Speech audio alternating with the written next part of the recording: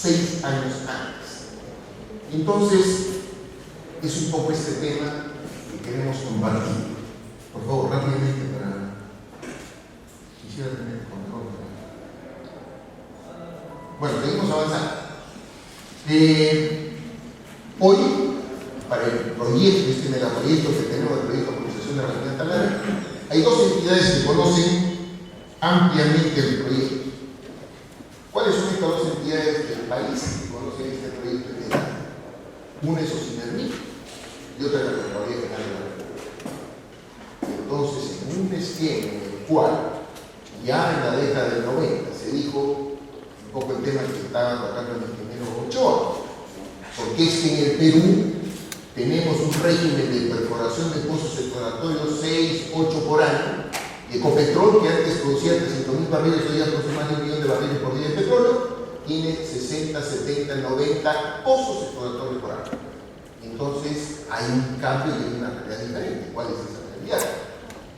Y algún consultor internacional que contratamos para el desarrollo del curso de hidrocarburos en el SAN nos comentó y le preguntamos por qué debemos hacer en el país para ser merecedores que grandes empresas se animen a invertir acá. Y nos dijo una cosa real, dijeron que grafica simplemente la realidad de nuestro país. A los países para invertir en hidrocarburos se les clasifica como si fuese hoteles. ¿Cuántas estrellas tiene un hotel? Entonces, si tenemos un hotel 5 estrellas, 6 estrellas, 7 estrellas, comparado con uno que tiene 2 o 3 estrellas, es obvia la decisión. Y entonces el Perú, ¿cuántas estrellas tiene? 3. Y entonces, ¿qué hay que hacer para que se convierta en un hotel 5 o 6 estrellas? ¿Cómo reducimos las gestiones y facilitamos las decisiones del inversor? ¿Qué hace Colombia para facilitar estos pozos exploratorios? Simplemente una declaración jurada de que va a cumplir las normas ambientales estrictamente cuando tenga el otro, que invertir. Acá, una cita de los almuerzos mensuales me tocó asistir en las dos opciones, en la década del 90 y ahora, y siempre la cantaleta. No podemos invertir, se están tardando 1 año, 2 años, 3 años en aprobarnos el estudio de impacto ambiental. No podemos invertir porque cuando hemos ido a las comunidades, simplemente nos han rechazado y no nos han aceptado. Y esa es la figura, en algunos casos, profesionales de la ingeniería iban a las comunidades, como algunas veces se pueden enterar, a ofrecerles espejitos, ¿no? Como son indios, son chunchos, ellos se van a ver fascinados con eso y no saben que esos señores tienen doctores, tienen maestristas y conocen muchísimo más que muchos ingenieros sus deberes y sus derechos acordados en el acuerdo 169 de la Organización Internacional del Trabajo. Y ahora tenemos el contrato de cuántos proyectos de inversión se han hecho en el sur del Perú, norte del país, por una deficiente gestión de la consulta previa, que no es más que exponer con verdad y con calidad las razones del proyecto con las comunidades para que estén convencidas, no en una localidad, en la región y a todo año. Para el cabecera me tocó estar presidiendo la primera exposición del estudio de impacto ambiental de Shell. Shell contrató al Smithsonian Institute y hizo todo un trabajo de desarrollo que no se explotaba para ver el tema de las consultas previas. Y entonces toda la gente sabía qué cosa iba a hacer. Acabamos en el 2010, por razones de consulta previa, una comunidad de pescadores en una zona de reserva, Paracas, una planta petroquímica, no fue aceptada y rechazada porque simplemente, en primer lugar, en una planta de segunda de aire acondicionado. Segundo lugar, y no hay normas en el Perú para eso. Segundo lugar, el agua de enfriamiento que en cantidad exigente sale de la reserva marítima, una zona de reserva para enfriamiento, regresaba al mar en las profundidades con 1 grado centígrado más de temperatura, mejorando toda la biomasa. Y el proyecto fue rechazado y la planta tuvo que rehacerse y importar el insumo de Chile para reacumular la planta. Y entonces vemos dos extremos. No tenemos ventanilla única para la gestión de proyectos, para el desarrollo de proyectos. Nos es difícil empezar a cohesionar entre las instituciones y no hacer a cuadritos la gestión para realizar un proyecto. Somos incapaces de eso y estamos cada vez abriendo más el abanico. En esa año, en la década de 1997, cuando nosotros, como autoridades, íbamos a recorrer todos los fines de semana todas las cuencas del norte de la selva peruana, junto con un comité que creado por el Comando Conjunto de la Fuerza Armada. Nos acompañaba el coronel Donaire, que fue después comandante general del ejército, y recorríamos todas las cuencas, zonas donde nunca estaba tan presente. Y entonces la gente ahí estaba inclusive con radios que estaban escuchando las noticias y decían: si el presidente Fujimori va normalmente a la costa, decía, nunca viene acá, ¿qué le diré? Nosotros tenemos nuestro campo que hemos recibido nuestros antecesores, nuestros abuelos, los abuelos de nuestros abuelos. Nosotros no pedimos nada, acá tenemos para pescar, para comer, a desarrollar. Que vamos a tener una empresa que viene a desarrollar y explotar nuestro recurso natural. Y los achuares, que son los chuares en el lado del Ecuador, los llevaron a sus hermanos en los reconocen fronteras y mostraron el campo contaminado de la risa, con un problema internacional de reclamo de daños ambientales, por más de 15.000 millones de dólares. Y entonces, el tema es simple. Normas técnicas. Pregunto a los asistentes: ¿ustedes conocen alguna norma técnica peruana para el desarrollo del gas natural? Me tocó trabajar cuando estaba director de fiscalización junto con la CIE, ver en el mundo cuál de los estándares internacionales para el desarrollo del gas adopta el Perú. Bolivia nos invitó a una sesión para ver el tema de certificaciones y había gente de todos los países.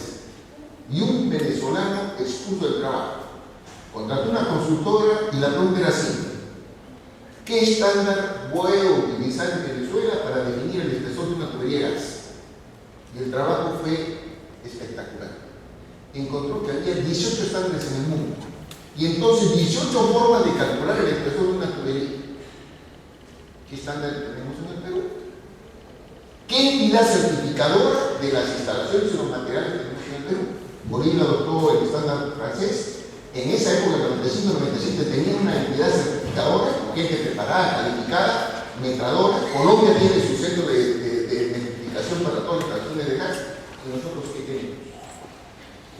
Y entonces, ¿cómo estamos enfrentando la industria del gas? Y les recuerdo el accidente fatal que hubo de un ingeniero que estaba certificando un ducto de la red de gas en Lima, en la cual tenía que verificar una hermeticidad. Bajó al buzón, me imagino 3, 4, 5 metros de profundidad, porque a esa profundidad está el tubo, y resulta que no volvió a salir. Porque nos olvidamos que el gas natural es inodoro, y nosotros en la industria tenemos que agregar olor para que se pueda identificar cualquier fuga de gas. Y entonces, ¿dónde está la norma? ¿Dónde están las leyes? Y hasta ahora, la Ley General de Hidrocarburos, que fue hecho con todo el entusiasmo, la dedicación, simplemente está dedicada a hidrocarburos líquidos, muy poco, de explotación de petróleo en el continente, sí, de explotación en el mar, casi nada. Entonces, ¿de qué manera vamos a tocar lo que pasamos? Espero no recuperar el tiempo y pedir autorización a las autoridades para poder hacer una sesión conmigo. Tengo que ir a dictar clases. Y después de mi presentación, por favor, para hacer las preguntas. ¿Qué entidades tenemos para la participación de las normas? Y acá necesitamos una participación armónica. Alguien tiene que cohesionar las entidades de manera inteligente, de manera coherente, para que lleguemos al fin a la ventanilla 1. Tenemos el MEN, que tiene entidad normativa. Recordemos que les digo que hoy las dos entidades que tienen la mayor información en el caso del proyecto de hidrocarburos, en el caso de empresas del Estado es la Contraloría y el otro es OCINER. En el otro caso de empresas privadas sería solamente OCINER, porque al Ministerio le quitaron la capacidad concedente y se quedó solamente con la normativa, todo se lo pasaron a OCINER. Y hoy realmente tenemos un sobredimensionamiento de OCINER en capacidad, en calificación de profesionales, y tenemos una entidad débil en la parte del Ministerio de Energía y Minas, en la Dirección General de Hidrocarburos y en otras entidades. ¿De qué manera igualamos las capacidades y los conocimientos de las normas y procedimientos para hacer esta población? Y entonces tenemos muchísimo trabajo en este tema. En nuestro caso, Economía y Finanzas y la Contraloría General, por ejemplo, el megaproyecto. Ayer en la noche le pusimos al ministro de Evaluación Económica y Financiera del proyecto, y luego nos falta todavía una segunda auditoría que está haciendo una empresa extranjera francesa de aquí para verificar las capacidades, el monto de inversión del proyecto, que va a ser a fin de este mes, Y de acuerdo con eso ya estaríamos en condiciones de entrar que Economía y Finanzas y la Contraloría General, que por ley tiene que verla. Todos los meses tenemos que entrar informes a la Contraloría de todo nivel, de todo tipo, y luego tenemos que sacar la licencia ambiental con el Ministerio del Ambiente, o si me pertenece al presidente del Consejo de Ministros, y el otro tema. Hablamos de tenemos que entender, y nos cuesta conocer que somos un mosaico de culturas, y eso es un poco la debilidad nuestra. Nosotros cuando interactuamos como profesionales, cuando tratamos con cultores clientes, pensamos que la gente de la Sierra de la Costa tiene la misma cultura y tenemos que imponer nuestro modo de pensar, y no es así.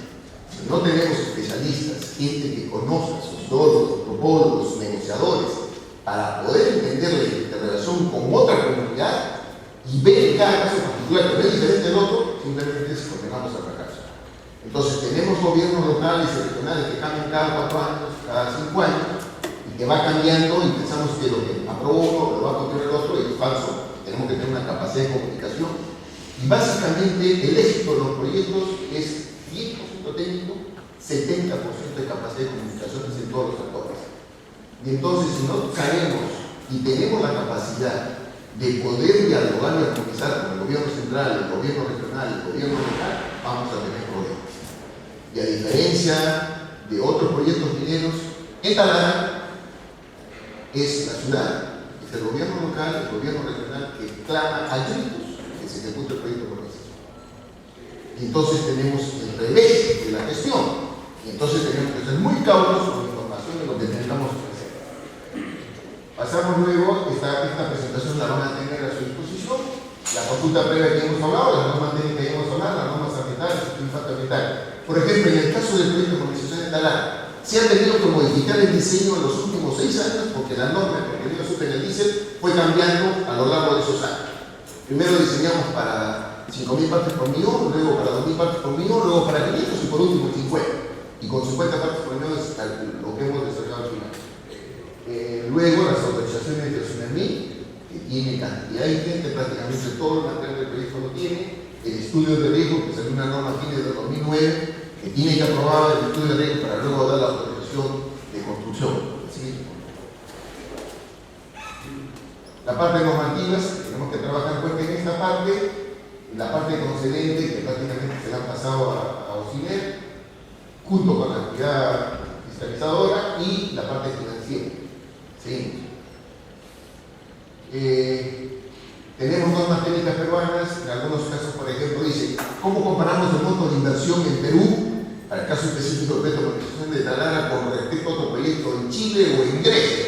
Desde el punto de vista sísmico, sin embargo, las instalaciones en Talara son gigantes, porque es así, simplemente por las normas que tenemos respecto a la sismicidad en Perú, que es diferente a la de Chile, que es diferente a la otra, tenemos que cumplir estas normas. La parte de certificación, la mesología, que es otro tema crítico para el desarrollo del proyecto, seguimos. En el asunto ya comentamos la diferencia que si hubiéramos construido el ducto de 30 pulgadas de diámetro, no solo hubiéramos tenido las limitaciones que tenemos ahora para el desarrollo del gas. En el campo se produce más de 1.200.000 pies cúbicos por día, sin embargo solamente llega al mercado de Lima 400 millones, 450, porque todavía no se han completado las instalaciones. Todavía falta mucho más para poder sacar etano del gas que estamos regalando para la exportación, del etano que estamos regalando para el consumo local, cuando la especificación máxima en algunos casos llega a 2% más, lo que estamos dejando de producir. Sin llegar al Ducto al Sur, podríamos poner un complejo de etano acá en la zona de Chorita o de Pisco. Ya les comentamos el precio de la tubería, la contabilidad igual, seguimos.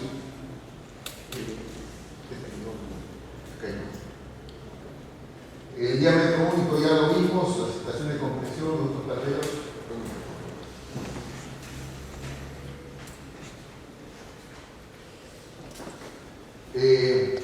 Bueno, eso es una base natural. ¿Cómo se cambió la norma? Que primero era, en el área urbana, la norma era conectados. Se hacen las redes de gas y se conectan y en función de eso se daba ese programa. Después se cambió la norma a conectables, con los lobbies que hacían en ese momento. Después se regresó nuevamente a conectados con multas si es que no se cumple el programa de conectados. Y resulta que nos cuesta, igual que cualquier proyecto de investigación, que tenemos que analizar analizar en el todo qué pasa en el mundo y cómo no repetimos errores, acá cada distrito empezó a cobrar una tarifa diferente por conexión domiciliaria, hasta que por último se reaccionó, se habló con el gobierno central, se sacó una norma en la cual se prohibía a cualquier alcalde distrital que cobre nada por interconexión. Entonces es un poco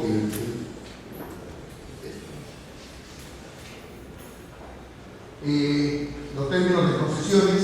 Un proyecto prácticamente se ve su calidad en cuanto a plazos, en cuanto a monto de inversión. El mercado nacional prácticamente tenemos energías alternativas, tenemos lo que explicaba el ingeniero Ochoa, y tenemos que ver de qué manera hacemos un uso racional y de mayor valor económico del gas natural, que en este caso está desarrollado en la petroquímica. Luego tenemos el gas natural comprimido, nos cuesta desarrollar otras fuentes. En el norte del Perú se puso un compresor cerca de un lote petrolero, se va a comprimir el gas, se ponen tubos a presión y esos tubos se trasladan en camión, se ponen al costado de una estación de servicio con un punto de cuatro natural y de esa manera pudimos solucionar el tema. Tuvieron que venir de Colombia para poder influenciar en la parte normativa y permitir el desarrollo del gas natural. Igual que estamos hablando del gas natural licuefactado, que todavía falta mucho por hacer y bajar la contaminación ambiental. Proponemos realmente, cuando me tocó estar en el examen de hidrocarburos, pudimos hablar diferentes. ¿Cuántos proyectos de desarrollo de gasoducto sur hay en el proyecto?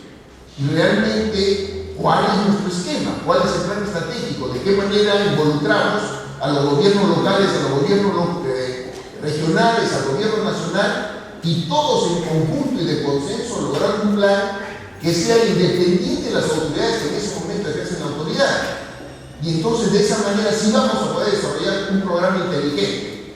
Le planteamos eso a Odebrecht, trabajamos con Petrobras y prácticamente desde el presidente Petrobras estuvo involucrado en un plan que fue discutido y luego vamos a tomar cómo se manejan esos proyectos para el desarrollo. Se habló primero y asignamos un TCF del lote 88 para el gasoducto sur. ¿A dónde llegaba? Hasta aquí abajo. Había una central térmica de 120 megas, creo que está terminando en 200 megawatts. Los ucranianos querían empinar una planta de almacenamiento de gas licuado. Que se saque el compresor, se da una planta y punto, con eso se siente contento. Y el ducto al sur, y las plantas petroquímicas, y los centros mineros, y el grave tema de salud por las temperaturas casi medias que hay en época de invierno a las alturas de la Sierra Sur y Sierra Central.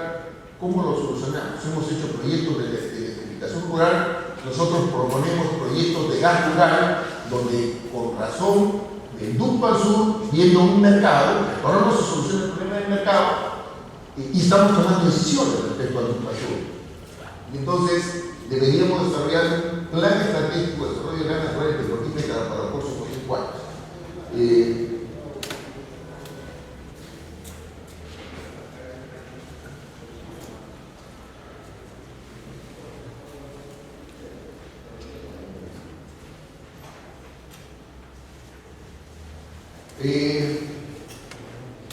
La gestión de megaproyectos, el caso del punto Rodríguez y lo que estamos trabajando en Petroperú ya para culminar, esperamos pronto, los próximos 2 meses ya noticias importantes. Y acá veamos cuántas mentiras o medias verdades se están hablando respecto al proyecto de Petroperú de la concesión de la energía a la cuántas mentiras o medias verdades se está hablando respecto a los costos de inversión de proyectos. Y entonces deberíamos trabajar con este esquema. Es un estándar internacional donde yo digo, mi nivel de inversión es clase y eso tiene su calificación. No es que yo estimo un nivel de inversión del proyecto de modernización de Talara, yo aprobé el estudio de factibilidad y eran 1.300 millones y cómo es que ahora se duplica el monto. Falso. Si hubiéramos dicho el proyecto de factibilidad o proyecto de perfil me costaba una determinada cantidad, es clase 5, que significa que el monto final, luego de desarrollar la ingeniería y un porcentaje superior al 50% de ingeniería de detalle con cotizaciones, mi margen de error va a ser menor. Pero si yo no tengo eso, mi margen de error de la cifra que dé es menos 50% más 100%. En el caso de que tengo un estudio de factibilidad es menos 30% más 50%. Si tengo aprobado el presupuesto es de menos 20 más 30%. Si ya tengo propuestas de oferta es menos 15 más 20%. Y si yo ya paso al diseño de tarea de construcción, mi monto final del proyecto puede variar entre los 10 y más 15%. Esa es la forma como tenemos que exigir los montos de inversión del proyecto, si no, estamos vendiendo sueños. ¿Cómo está nuestro proyecto? Nuestro proyecto está en este nivel, donde ya hemos pasado todo eso en un fast track y tenemos entre menos 15 y más 20%.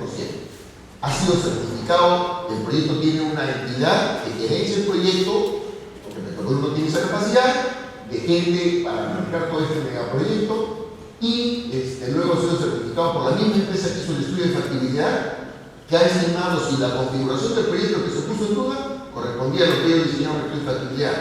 Para aprobar el estudio de factibilidad, el estudio evaluó 40 alternativas de unidades de proceso con evaluaciones económicas y financieras y escogió la mejor. Luego, evaluaron el monto de inversión, el desarrollo de la ingeniería y encontraron que el monto de inversión que hemos llegado estaba 2 o 3% por debajo de lo que ellos han calculado. Y hoy está por terminar una última auditoría de una empresa que construye y hace diseño detallado que va a entregar su propuesta la próxima semana. Acá tienen los datos, tienen las referencias para poder acceder y que sirva de base para que realmente cuando manejemos esto a nivel de colegio ingeniero hagamos las referencias de este tipo. ¿Cuál es la metodología FED? Es una metodología de proyectos que fue desarrollada en la industria del petróleo. El ingeniero Ochoa hizo referencia. En la industria del petróleo y gas hay una gran incertidumbre, hay un alto grado de probabilidades de certeza o de fracaso. Por ejemplo, hizo referencia a que las reservas probadas, aún como reservas probadas, solamente tienen 90% de certeza y es posible que el 10% sea más o menos de lo que se está considerando como reservas probadas. Y eso va variando como reservas probadas no desarrolladas, reservas posibles y reservas probadas. En proyectos esto se ha desarrollado en empresas petroleras y acá en el Perú se acaba de desarrollar para Repsol en la parte de exploración-producción. Y esto seguimos rápidamente. Es una metodología, hay todos los estándares, seguimos. Y lo que se trata, fíjense, estas son grandes empresas que están aplicando esta metodología, seguimos. Y, por ejemplo, lo que le llaman compuertas o semáforos, ¿no? Cuando uno empieza un proyecto y luego que cumple todos esos requisitos, pasa la primera compuerta. De ahí pasa a la siguiente y la tercera es cuando ya se decide la inversión del proyecto. ¿Qué tenemos en el portal 1? Estudio de mercado, análisis competidor, definición de capacidad, viabilidad legal, análisis de tecnologías, estimaciones informales, evaluación técnica económica preliminar, desarrollo del proyecto, del producto. La siguiente, si ha pasado eso, pasamos evaluación económica alternativa, ingeniería conceptual, diagrama de proceso, balance de materia y energía, predimensionamiento de equipos, necesidades de servicios auxiliares, análisis de riesgo, localización estimada de inversión, plan preliminar de ejecución. La siguiente, la última, cuando ya vamos a hacer la decisión de inversión, tenemos que definir alcance de trabajo. Y hay un alto grado de desarrollo de ingeniería. Tenemos que tener aprobado el estudio de impacto ambiental. Tenemos que tener programa de proyecto, diagrama de tuberías y instrumentos, identificación de equipos, parte de ejecución del proyecto, instrumentos, pilares, estimación de monto de inversión. Recién en estos momentos es que se autoriza la inversión, si es que sale favorable y el rendimiento y la evaluación económica es favorable. En el caso del proyecto, tomando como ejemplo el caso del proyecto de promoción de la ingeniería talar, todo esto cumple y estamos con este monto estimado de nuestro caso.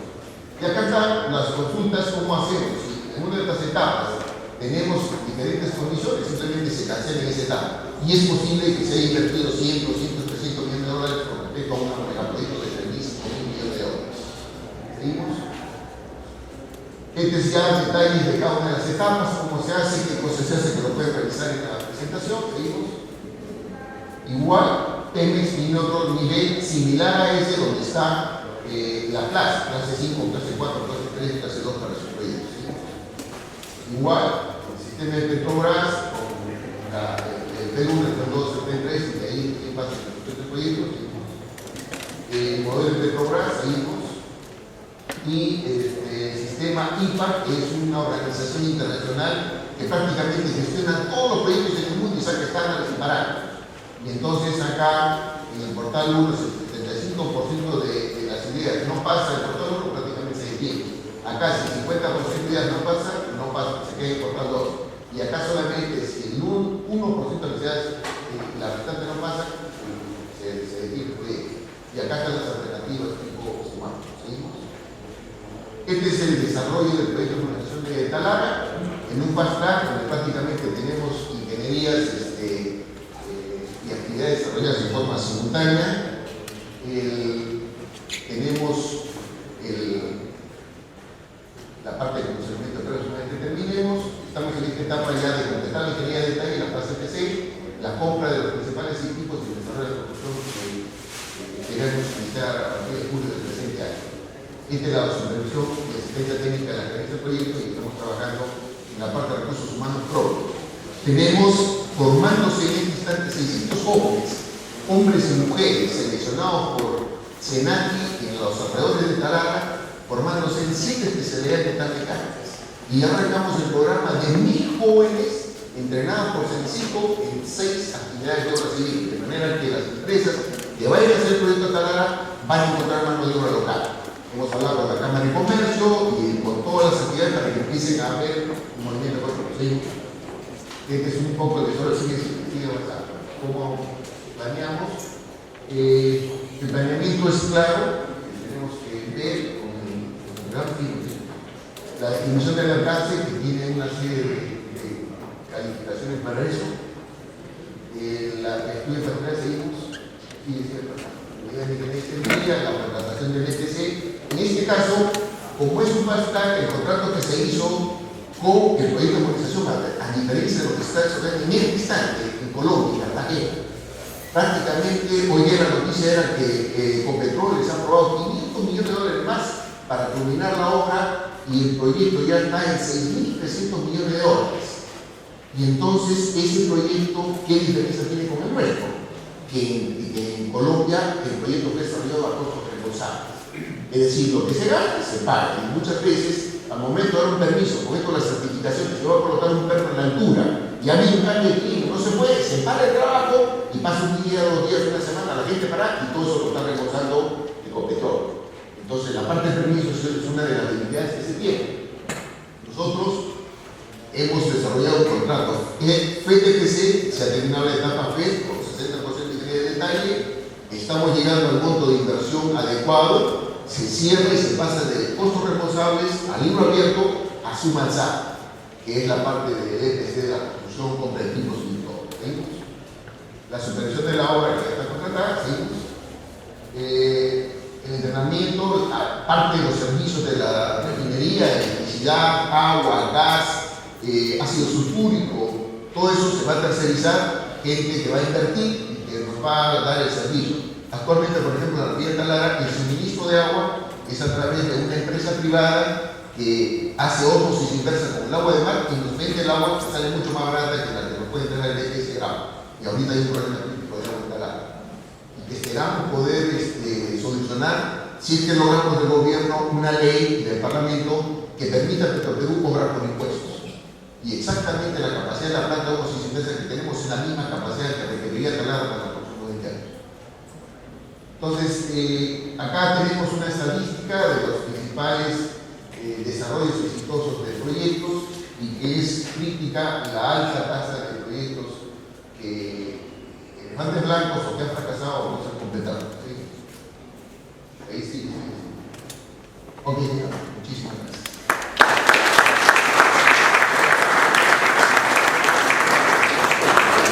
Preguntas.